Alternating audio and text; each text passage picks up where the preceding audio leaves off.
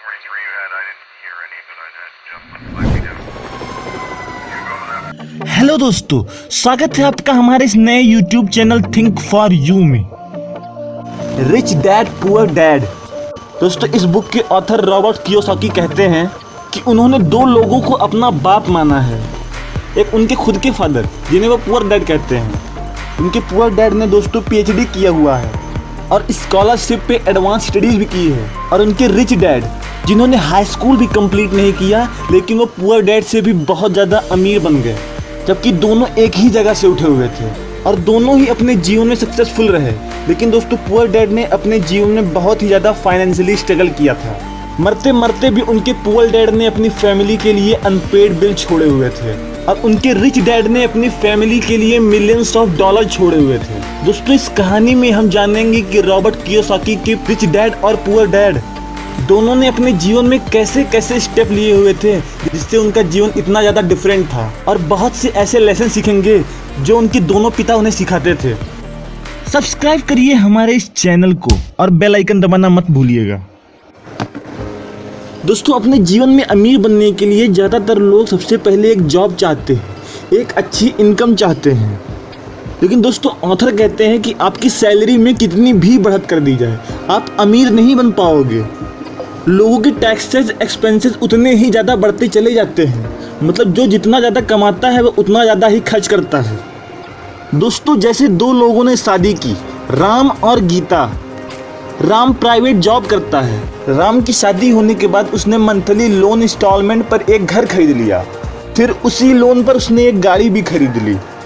अब दोस्तों, वो इन दोनों कर्जों को चुकाने के लिए दोगुना काम करता है। दोस्तों, उसके बच्चे हुए, फिर दोस्तों अपने बच्चों को भी वही करता है, वही सिखाता है। क्योंकि दोस्तों, उसके दिल में एक बहुत बड़ा डर है कि उसे लोन चुकाना है। वो अगर जॉब नहीं करेगा तो उसे ये सुख समृद्धि नहीं हासिल होगी और उस जॉब से ही उसका और उसके परिवार का सब कुछ पाने का लालच उसे सारी जिंदगी यूं ही भगाता रहेगा। उसके दोगुने काम से उसके मंथली एक्सपेंसेस और भी ज़्यादा बढ़ जाएंगे और उसकी डिज़ायर भी और भी ज़्यादा बढ़ती चली जाएगी। अब दोस्तों, वो सारी ज़िंदगी ऐसे ही भागता रहेगा। दोस्तों, रिच डैड इसे ही चूहों की दौड़ कहते थे। लोग इन्हीं दो इमोशंस की वजह से पूरी ज़िंदगी भागते रहते हैं। सब कुछ खो देने का डर और सब कुछ पा लेने का लालच। दोस्तों, रिच डैड का कहना है कि अगर आप अपनी सारी इनकम ऐसे ही बिना सोचे समझे खर्च कर देते हो तो आपकी परेशानी सारी ज़िंदगी ही बढ़ती ही जाएगी और आप सारी ज़िंदगी ऐसे ही भागते रह जाओगे। दोस्तों, पुअर डैड अपने बेटे रॉबर्ट को सिखाते थे कि study hard so you can find a good company to work. मतलब अच्छे से पढ़ाई करो ताकि तुम्हें अच्छी कंपनी में काम करने के लिए एक जॉब मिल सके। लेकिन दोस्तों, रिच डैड कहते थे कि अच्छे से पढ़ाई करो ताकि तुम खुद की एक अच्छी कंपनी बना सको या फिर खोल सको। दोस्तों, पुअर डैड जब रॉबर्ट को किसी दुकान पर लेके जाते थे और रॉबर्ट अपने डैड से कहते थे कि मुझे ये चीज़ चाहिए, तो दोस्तों पुअर डैड डायरेक्ट कह देते थे मैं इसे नहीं खरीद सकता। और दोस्तों, जब कभी रिच डैड लेकर जाते थे और तब रॉबर्ट कहता था तो वो उसे सिखाते थे कि ये मत सोचो कि मैं इसे अफोर्ड नहीं कर सकता, क्योंकि अगर तुम इस शब्द का यूज करोगे और मना कर दोगे तो तुम्हारा दिमाग उस चीज़ के बारे में काम करना बंद कर देता है। इसीलिए हमेशा सोचो कि तुम कैसे उस चीज़ को खरीद सकते हो, तभी तुम्हारा दिमाग काम पर लग जाएगा और धीरे धीरे तुम्हारा दिमाग बढ़ता चला जाएगा। अब दोस्तों, रॉबर्ट कियोसाकी की दुविधा थी कि वो दोनों में किसकी ज़्यादा सुने, किसकी बात वो सारी ज़िंदगी फॉलो करेंगे। एक तरफ उनके पुअर डैड, जिन्होंने PhD की डिग्री हासिल की है लेकिन फिर भी आज वो पुअर हैं, और दूसरी तरफ उनके रिच डैड, जो कि हाई स्कूल भी नहीं पास हैं लेकिन उस शहर के सबसे बड़े अमीरों की लिस्ट में आते हैं। और दोस्तों, रॉबर्ट ने मन बना लिया कि वो अपने पढ़े लिखे मगर पुअर डैड को फॉलो नहीं करेंगे। वो अपने दोस्त माइक के डैड यानी रिच डैड से अमीर कैसे बन सकते हैं सीखेंगे। दोस्तों, रिच डैड कहते हैं कि गरीबी और अमीरी में दोनों में दो शब्दों का जानना इंसान को रिच बना देता है, एसेट्स और लायबिलिटी। मतलब अपनी ज़िंदगी में एसेट्स और लायबिलिटी के फ़र्क को समझ जाना और उस पर काम करना ही आपको अमीर बना देता है। मतलब वो कहते थे कि गरीब इंसान अमीर नहीं बन पाता क्योंकि वो एसेट्स और लायबिलिटी के फ़र्क को ही नहीं जानता। दोस्तों साधारण शब्दों में एसेट्स उसे कहते हैं जो आपकी जेब में पैसे डाले, और लायबिलिटी उसे कहते हैं जो आपकी जेब से सारा का सारा पैसा निकाल ले। मतलब एसेट्स आपको पैसा कमा कर देता है और लायबिलिटी आपको पैसा गंवा कर देती है। मतलब अगर आप कोई ऐसी चीज़ खरीदते हैं जो आपकी ज़िंदगी में कुछ खास ज़रूरी नहीं है तो वो आपकी लायबिलिटीज़ है।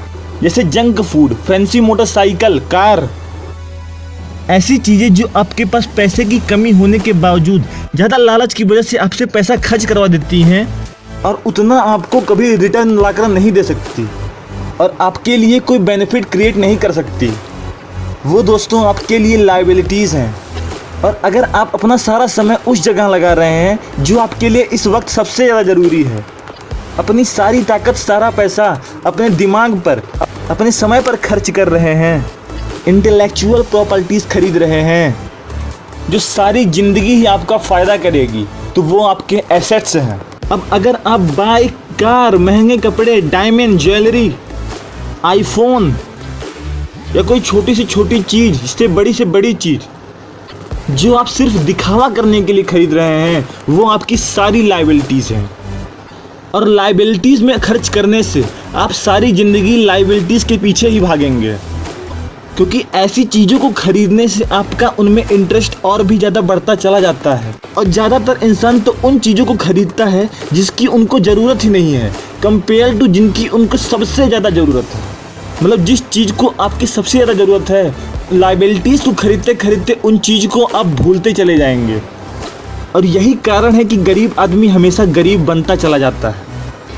जैसे दोस्तों आज के दौर में एसेट्स और लायबिलिटीज़ को समझने के लिए आपके हाथ में एक फ़ोन है। ये आपका एसेट्स भी हो सकता है और लायबिलिटीज़ भी हो सकती है। अगर दोस्तों आप उस फ़ोन से कुछ सीख रहे हो, उस फ़ोन से कमा रहे हो, तो वो आपका सबसे बड़ा एसेट है। आप अपने एसेट्स कॉलम को बहुत ज़्यादा मजबूत कर रहे हो। और अगर आप उसे फालतू के कामों में यूज कर रहे हो तो आपका सारा समय, सारा पैसा, सब कुछ लायबिलिटी में बदल जाएगा। मतलब फ़ोन आपका सबसे बड़ा एसेट्स है और सबसे बड़ी लायबिलिटी भी है। अब इसमें भी दोस्तों कुछ लोग महंगे फ़ोन खरीदने की बात करते हैं, तो वो भी उनकी सबसे बड़ी लायबिलिटी ही हुई। दोस्तों एसेट्स किसी भी तरह का हो सकता है।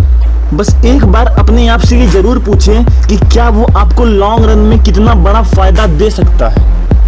दोस्तों पूरी रेस में सबसे ज़्यादा अमीर वही होता है जो कम पैसे में सबसे बड़ा एसेट्स बना पाए, उसी को सबसे बड़ा फ़ायदा मिलता है। इसलिए आप हमेशा यह भी ध्यान रखिए कि कभी अपने टाइम को आग लगाकर पैसे मत कमाना, हमेशा एसेट्स पर फोकस करना और लायबिलिटी से हमेशा ही दूर रहना। को दोस्तों कोई भी इंसान जो रोज़ ग्रो कर रहा है, वो भले ही पढ़ा लिखा ना हो, वो फाइनेंस में पढ़ा लिखा ज़रूर होता है। वो ये जानता है कि पैसा कैसे काम करता है, वो कितना कमा रहा है, इस बात को जानने के साथ साथ वो कितना खर्च कर रहा है, इस बात को वो भी भली भांति जानता है। वो अपने एसेट्स मजबूत कर रहा है या लायबिलिटीज़ में खर्च कर रहा है, उससे कितना बड़ा फ़ायदा होने वाला है, इस बात को वो भली भांति जानता है।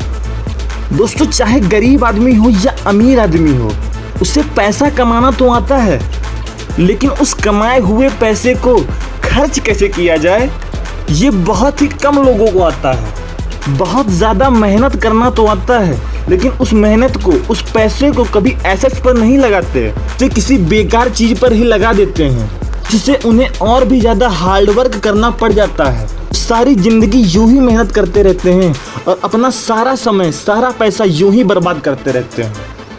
वो अपने एसेट्स पर खर्च करने के लिए थोड़ा भी पैसा नहीं बचाते।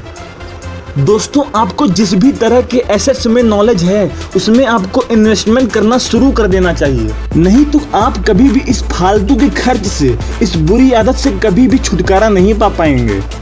दोस्तों बहुत से लोग ऐसे एसेट्स पर पैसा लगा देते हैं जिस पर वह काम नहीं करना चाहते, जिससे वो नॉलेज नहीं लेना चाहते। और अगर आपको आपके चुने हुए काम में इंटरेस्ट ही नहीं है, तो वो भी आपके लिए लायबिलिटी ही बन जाएगी। इसलिए अपना पैसा सोच समझ कर सही जगह खर्च करें। दोस्तों रिच डैड कहते हैं कि हमें अपने लिए काम करना चाहिए, इसका मतलब यह है दोस्तों कि ज़्यादातर लोग गरीब इसलिए हैं क्योंकि वो हमेशा दूसरों के लिए काम करते हैं। हमारा एजुकेशन सिस्टम भी हमें सारी ज़िंदगी जॉब करने के लिए ट्रेन करता है। दोस्तों जॉब कोई बुरी बात नहीं है, लेकिन साइड में अपने ऊपर आपको काम करते रहना चाहिए, जिससे आप एक दिन इस भाग दौड़ से, इस चूहे की रेस से छुटकारा पा जाओगे और खुद का कुछ बना पाओगे। दोस्तों ऑथर रॉबर्ट कियोसाकी और इस दुनिया के बड़े बड़े एंटरप्रेन्योर्स ने भी बहुत सी जॉब की है, लेकिन दोस्तों वो हमेशा ही अपने एसेट्स कॉलम में पैसे खर्च करते थे, इसलिए वो आज इतने ज़्यादा अमीर हैं।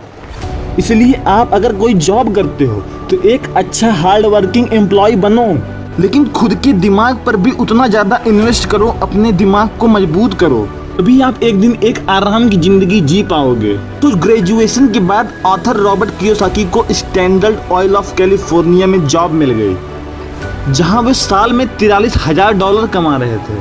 उनके पुअर डैड बहुत खुश थे। उनके पुअर डैड चाहते थे कि रॉबर्ट एक हाई पेइंग जॉब में सेटल हो जाए, काम करने लगे। लेकिन दोस्तों उनके रिच डैड चाहते थे कि रॉबर्ट कभी पैसे के लिए काम मत करना, हमेशा सीखने के लिए काम किया करो। और दोस्तों रॉबर्ट कियोसाकी ने 6 महीने के बाद वो जॉब छोड़ दी और मरीन कोर्ट चले गए ताकि वो वहाँ पे कुछ सीख सकें। दोस्तों एक बार रॉबर्ट कियोसाकी एक स्पीकिंग इवेंट में गए थे और दोस्तों एक फीमेल रिपोर्टर ने उनका इंटरव्यू लिया। उस रिपोर्टर ने रॉबर्ट से कहा कि एक दिन वो भी रॉबर्ट की तरह एक बेस्ट सेलिंग बुक ऑथर बनना चाहती हैं। तो रॉबर्ट ने उस रिपोर्टर के कुछ आर्टिकल्स पढ़े और इम्प्रेस हो गए। तो ऑथर ने रिपोर्टर से पूछा कि किस चीज़ ने तुम्हें रोका है, तुम क्यों नहीं ग्रो कर रही हो। तो रिपोर्टर ने कहा पता नहीं, सबको तो मेरा आर्टिकल पसंद में आता है, लेकिन कुछ हो ही नहीं रहा है। तो दोस्तों रिपोर्टर ने रॉबर्ट से कहा कि आप ही मुझे कुछ एडवाइस दीजिए।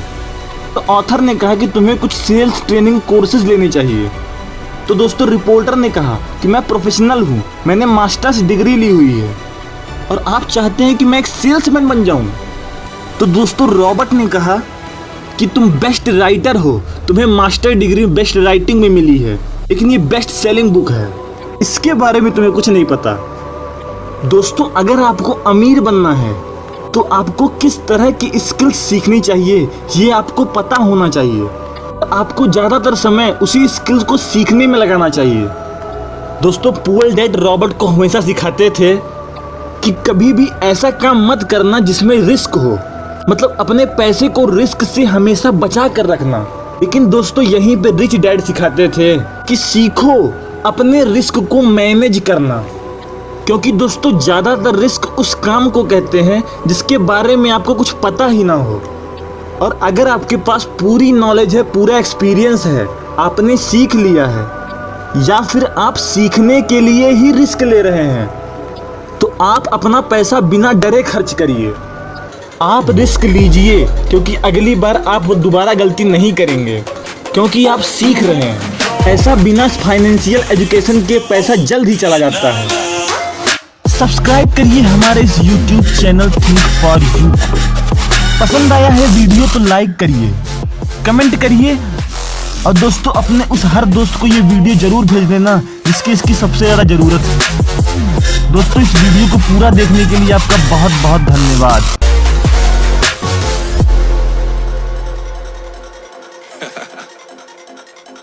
Oh yeah.